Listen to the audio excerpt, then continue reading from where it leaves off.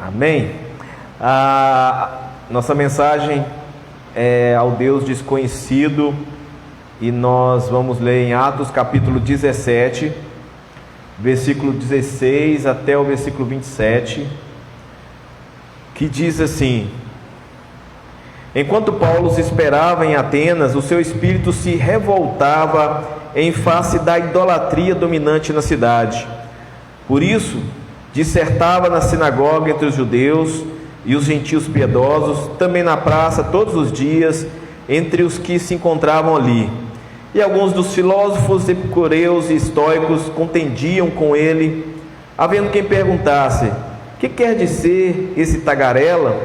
E outros: parece pregador de estranhos deuses, pois pregara a Jesus e a ressurreição. Então, tomando consigo, o levaram ao Areópago, dizendo: poderemos saber que nova doutrina é essa que ensinas? Posto que nos trazes aos ouvidos coisas estranhas, queremos saber o que vem a ser isso.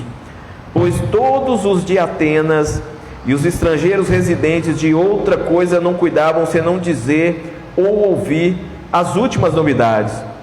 Então Paulo, levantando-se no meio do Areópago, disse: Senhores atenienses, em tudo vos vejo acentuadamente religiosos, porque passando e observando os objetos de vosso culto, encontrei também um altar, no qual está inscrito ao Deus desconhecido, pois esse que adorais sem saber é precisamente aquele que eu vos anuncio, o Deus que fez o mundo e tudo que nele existe, sendo ele o Senhor do céu e da terra, não habita em santuários feitos por mãos humanas, nem é servido por mãos humanas, como se de alguma coisa precisasse, pois ele mesmo é quem a todos dá vida, respiração e tudo mais.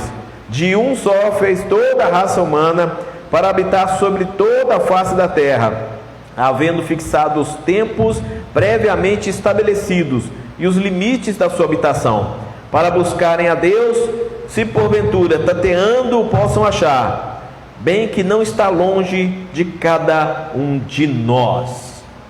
Eu quero, irmãos, usar esse episódio desse evangelismo que aconteceu com o apóstolo Paulo diante dos filósofos da sua época, como uma aplicação para os dias atuais, em que a igreja de Cristo é tão criticada e combatida pelas pessoas.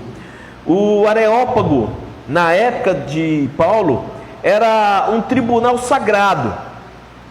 Isso na mente dos atenienses. Esse lugar de decisões tinha uma função, vamos dizer, praticamente divina. Então, assim como na época do apóstolo, assim como eles tinham os filósofos que desenvolviam as suas ideias no Areópago, hoje nós temos as filosofias, as frases assim sutis que acabam querendo causar um bem-estar às pessoas e tirar dela a culpa que possa existir no seu coração. O Areópago de hoje, vamos usar aqui como uma comparação, o Areópago de hoje tem espalhado frases do tipo assim: eu não preciso congregar para agradar a Deus, eu não preciso fazer parte de uma igreja para servir a Deus, eu não estou indo na igreja, mas Jesus está aqui em casa comigo, e essas frases acabam indo contra o que a Bíblia diz e ensina em Hebreus capítulo 10, versículo 25, que diz assim: não deixemos de congregar-nos, como é costume de alguns, antes façamos admoestações, e tanto mais quanto vedes que o dia se aproxima. Congregar é o momento em que estamos juntos, incentivando uns aos outros a viver em amor e a cultuar o nosso Deus. Quando deixamos de congregar, a gente corre vários riscos, como o distanciamento da presença de Deus, esfriamento espiritual, a fé começa a ficar vacilante e a pessoa começa a perder a vontade de servir tanto a Deus como servir a comunidade do qual faz parte. No fundo, essas frases, como essas que eu citei aqui, elas demonstram quantas pessoas não estão dispostas a conhecer um pouco sobre o Deus desconhecido, mas que é revelado na Bíblia. A verdade nos dias de hoje é que cada um tem criado para si o seu próprio Deus. A gente tem percebido em frases que são soltas aí pelas redes sociais, né? Eu não acho que Deus fará isso. Eu não acredito num Deus que manda os outros para o inferno. Se Deus existe, por que tem câncer no mundo? Se Deus existe, por que tem pobres no mundo? Né? Esse Deus que as pessoas acabam criando nas suas cabeças, nada mais é do que uma fantasia. Esse Deus que eles fantasiam não necessita de um relacionamento. Por isso a oração é feita a esse Deus somente em momentos de grande aperto, ou para receber uma bênção, ou pedir vantagens próprias. A oração, que é a nossa disciplina espiritual, ela nunca é usada para ter intimidade com Ele. A oração acaba não sendo uma disciplina para se ter relacionamento com Deus. Quando se alimenta a ideia de um Deus que não chega perto do que é descrito na Bíblia, o Evangelho ele acaba sendo escandalizado. Quer ver um exemplo? Está muito comum hoje as pessoas usarem frases do tipo assim: Deus me ama assim como eu sou, Deus me aceita da maneira que eu sou. Tem uns que deixam até a coisa ficar um pouquinho mais bíblica. Aí dizem assim: eu sou a menina dos olhos de Deus. Só que frases como essas assim, elas trazem uma visão distorcida de quem realmente Deus é. A verdade é que Deus me aceita como Cristo é. Jesus carregou a maldição que eu e você merecíamos. Cristo agrada plenamente ao Pai, cumprindo a missão, realizando o sacrifício, derrubando a parede que nos separa da presença de Deus. Então, Deus nunca me aceita tal qual eu sou, mas Ele me aceita tal qual eu sou em Cristo Jesus. Eu vou repetir: Deus nunca me aceita tal qual eu sou, mas Ele me aceita tal qual eu sou em Cristo Jesus. Sabe por que as pessoas acabam criando um Deus self-service, vamos dizer assim, da sua própria maneira? É pelo simples fato que é mais fácil viver dando um jeitinho para lá e para cá, na minha consciência, do que viver imitando a Jesus Cristo. É mais fácil viver tentando entrar na porta do céu, no meu jeitinho brasileiro de furar a fila, do que ter a Bíblia como meu manual de regra de fé e prática. Nós vivemos uma cultura em que ninguém se prende a nada, nem a casamento, nem a emprego, nem a amizades, nem a igreja.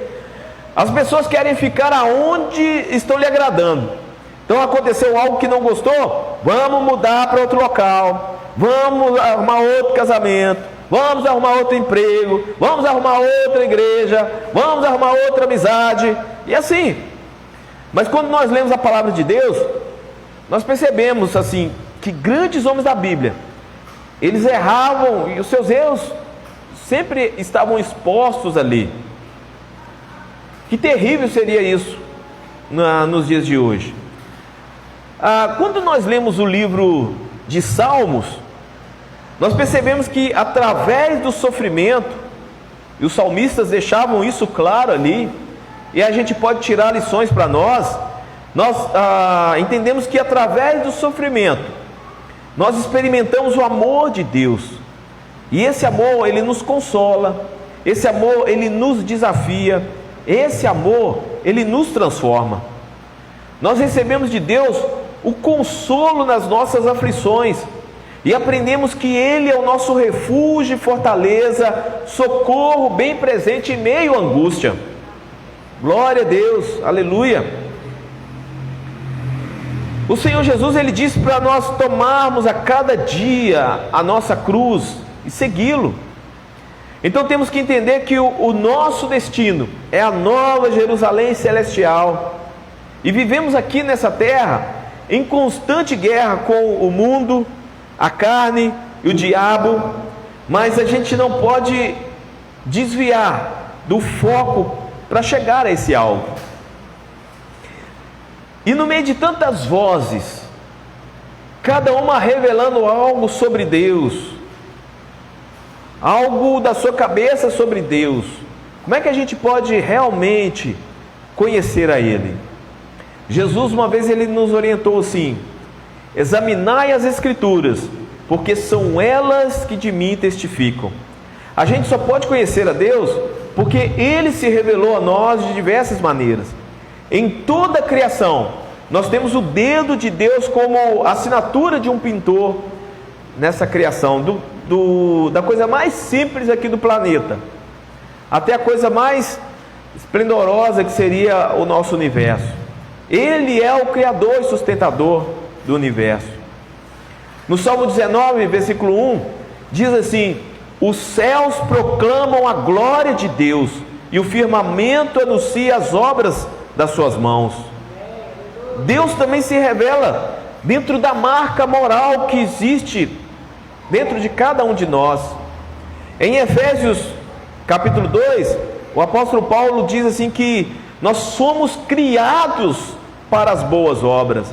Então, mesmo aquela pessoa que diz não acreditar na existência de Deus, mas ela vai lá e dá esmola, ela vai lá e começa a fazer boas obras, sim, ela acaba não entendendo, mas isso é um sinal de que veio de fábrica pelo Criador. Essa questão moral, ela veio de fábrica pelo Criador, e ela não está entendendo, mas ela está cumprindo o propósito pelo qual Deus criou ela nessa terra. Deus também se revela através de Jesus. Ele disse uma vez aos seus discípulos: quem vê a mim, vê ao Pai. Eu e o Pai somos um. Deus se revela através da sua palavra. O nosso Criador quer que homens, mulheres e crianças o conheçam do jeito que Ele se revela nas Escrituras. Por isso nós devemos nos dedicar e estudar, aprender da Bíblia, para não corrermos o risco de criarmos as nossas próprias ideias e conceitos errados a respeito de Deus.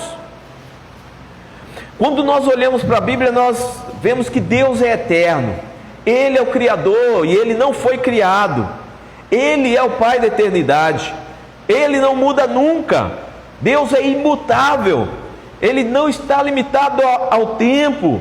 Como diz a Bíblia, 1000 anos para Ele é como um dia, e um dia como 1000 anos. Deus não está preso a espaço, Deus não está preso a lugares. O apóstolo Paulo mesmo falou nesse texto aqui aos filósofos daquela época: nada é impossível para Deus. Ele é onipotente, Ele tem todo o poder, Ele tem todo o conhecimento, Ele é onisciente. Ninguém pode escapar da sua presença. Deus é onipresente. Deus é justo em suas obras. Ele é bom e misericordioso em seus atos. Ele é fiel em todas as suas promessas. Ele é o começo, o meio e o fim de todas as coisas. Tudo é dele, tudo acontece por meio dele.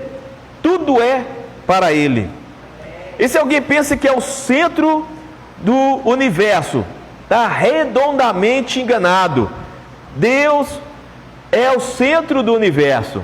Todas as coisas foram criadas por Ele e existem para o louvor da sua glória. Nós vivemos para refletir a glória de Deus. E como disse o apóstolo Paulo em 1 Coríntios capítulo 10, versículo 31, quer comais, quer bebais, ou façais qualquer outra coisa, fazei tudo para a glória de Deus. Todo o nosso viver é para refletir a glória de Deus. A vida só tem sentido, a vida só tem significado em Deus. Só nele que a nossa alma tem um verdadeiro descanso. Ele é quem dá a vida, Ele é quem dá a respiração, Ele é quem dá a saúde, é nele que nós nos movemos e existimos, e a Ele deve ser dado a glória, a honra e o louvor pelos séculos dos séculos. Amém. Amém. Eu quero que você receba essa palavra em nome de Jesus. Vamos orar neste momento?